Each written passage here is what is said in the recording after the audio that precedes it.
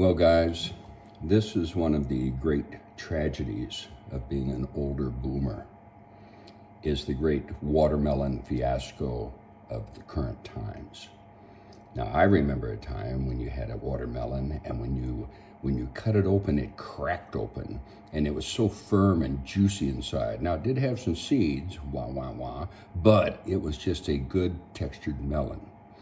So just came back from Sam's Club, and I have read a lot about melons and what you should look for, and this little dot here should be small, and the stem, this should be even smaller. Nice dark contrast between the green and whatever. And here's the big one. Oh, got that yellow spot where it's laid on the ground. And then you could kind of thump it a little bit and get that nice juicy hollow sound.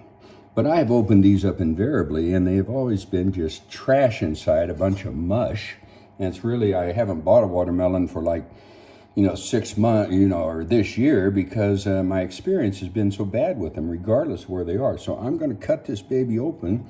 We're going to take a look at it here and just find out if we got a piece of trash or if we got a melon. So let me take a look here. All right, there it is. Now the true test comes in testing that flesh to see how it tastes and to see the texture of it. So I'm going to go right in the heart here, and I'm going to take out this portion,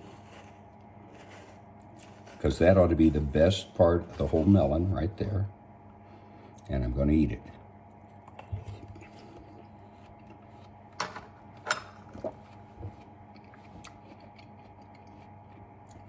Barely passable. These areas here where the seeds go are usually quite soft. And I don't know, it just ruins the whole taste of the melon for me. Quite soft. What I'll do is scoop all the heart out of this and melon ball it for the refrigerator, and then be sure to eat it pretty quickly. But I don't know what it takes to get a firm, nice taste in a watermelon nowadays.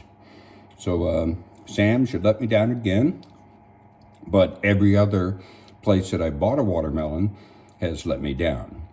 And I was so hopeful because this one had all the characteristics of just being a good one. Looks like a decent melon. Maybe this is the way it is. Maybe they're just always mushy. But I just don't like a mushy watermelon. So this cost $5, so I didn't spend a whole lot, and I'll get a little bit of use out of it. But there we are, the great tragedy of the watermelon in current times.